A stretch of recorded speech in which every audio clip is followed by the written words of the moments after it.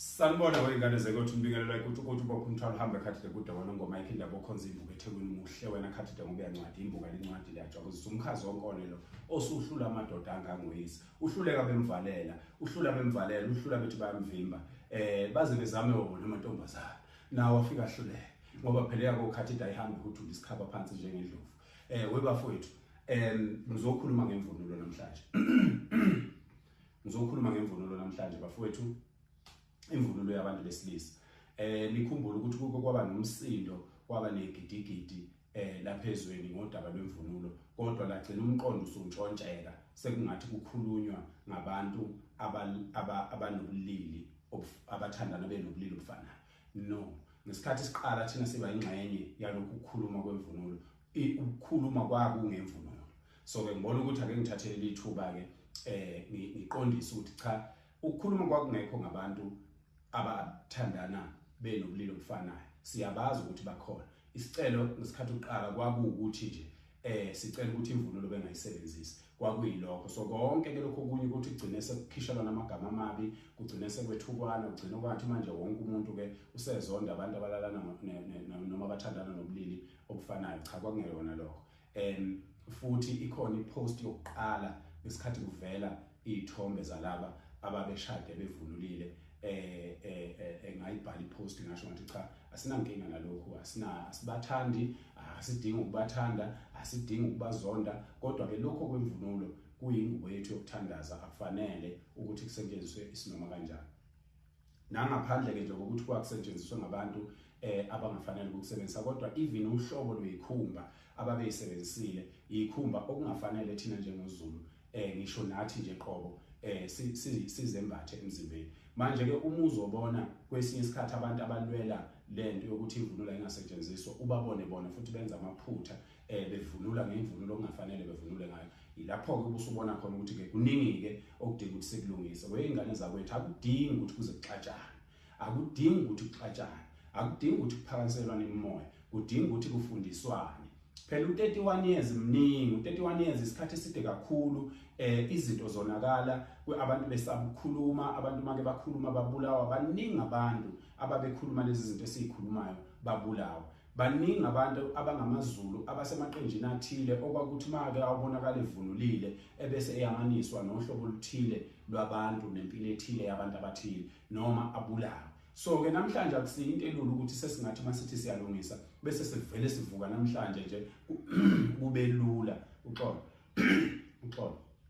bese kuba lula ukuthi sivele silungise izinto ngokusheshsha ingakho ke mina bafowethu ngiqala uhlelo lokwenza ama boot camps ingakho ngaqala uhlelo 10 years ago ngo2014 ngaqala uhlelo lwama boot camp ngaqala uhlelo lokufundisa ngemvunulo nokwehlukana kwayo ukuthi isebenza kanjani ngizolwenza ke lolu chungechunge lokuchaza imvunulo ngokwehlukana kwezigaba zabantu besilisa kodwa namhlanje ngizocela kodadewethu ukuthi cha nina inzala abantu yakithi hayi imvunulo yabantu besilisa ngokwesiko nina aniyivunule anilokothi nje uyifake egazini okubuhlungu kakhulu ukuthi imvunulo namhlanje isiyabolekisa uyahamba uthatha imali yami uyoyeboleka lapha into ebuhlungu kakhulu abantu besilisa abangayazi nabo futhi abantu besifazane ukuthi umuntu wesifazane mayiseyinsukwini usuke esesikhathini esingcwele kuye sokuhlambuluka elungiselela ukuthi kufanele ukuthi abe sesimweni sokuthi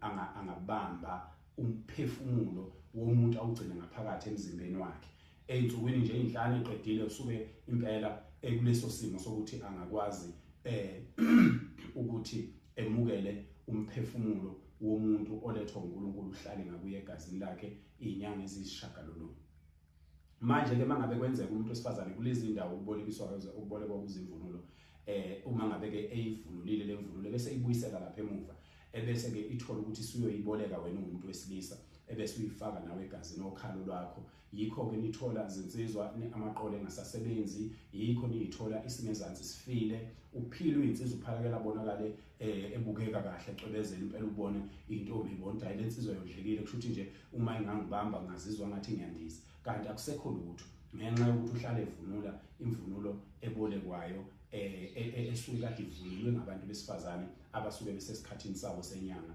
esingcwele so ke akufanele ke sikwenze lokho insizwa zakithi. Nina besifazane kufanele nazi ukuthi umonakalo enokhandayo ngale mvunulo ngoba phela imvunulo kayihlambululwa, kayiwashwa imvunulo. Imvunulo ithengwa namhlanje ihlale 50 years ingakazi washwa. So ke ayingcoli, into eyahlonzwa ngabantu bakithi ababejulile ngomqondo. Babuka ukuthi inkomo iyakwazi ukuma emvuleni, inkomo iyakwazi ukuhamba elangeni, inkomo iyakwazi ukuhamba emazolweni, kodwa uboya baya kulokhu kubuyela endaweni base behamba beyokhanda ingubo zethu zokumbatha ezazingadingi ukuthi njalo uhambe uyothenga ingubo entsha esitolo. So ke ilokhu kokwakubenza ukuthi babe nemali ngoba umuntu nje ofana nami ngonyaka uyawuspenda u50,000 ngeimpahla zona. Kodwa mangathiwa siyavunula kuphela noma kungeke kusenzeka, kodwa ngichazela ukuthi babe nothiswe yini abantu bakudala, babe ngathengi, babe sebenzisa izinto abanazo ukushintshisana ngento abangenayo kuphela. So ke into esisengayenza naleyo idinga nje ukuthi siyibuyisele kahle ezintweni zethu, siyibuyisele kahle, sibekezele, sibabekezelele abantu abancane, sibabekezelele abantu abangazi, senzele ukuthi kungabe ngathi kuyaxatshana uma kufundiswana.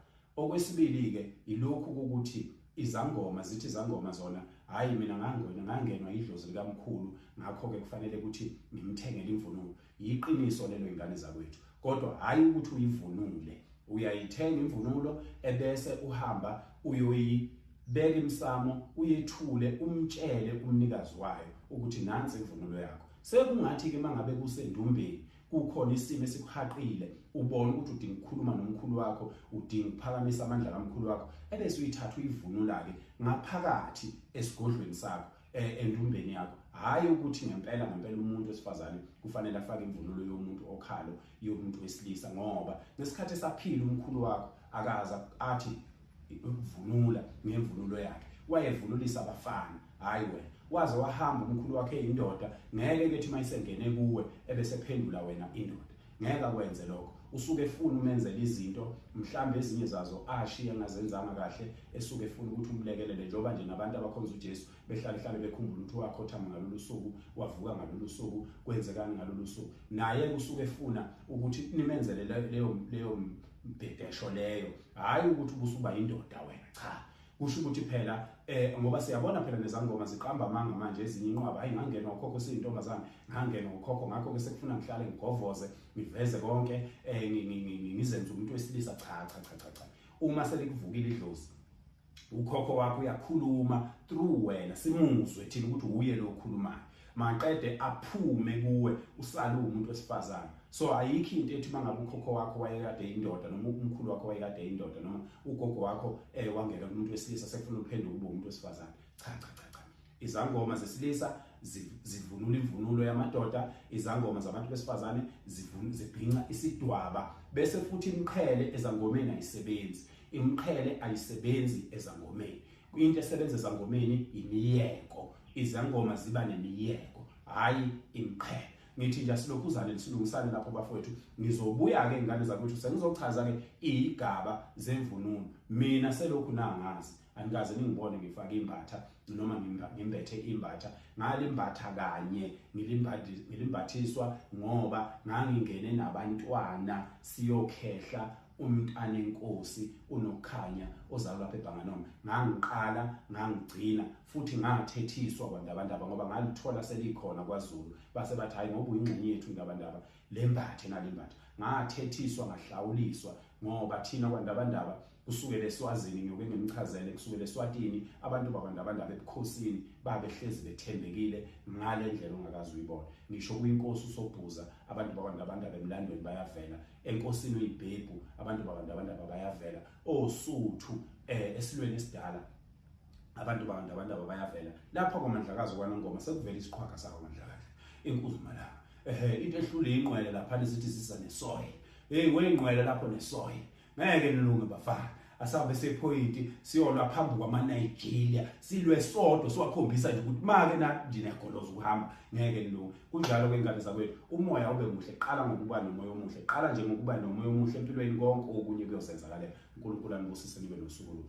Hope ayisondikala.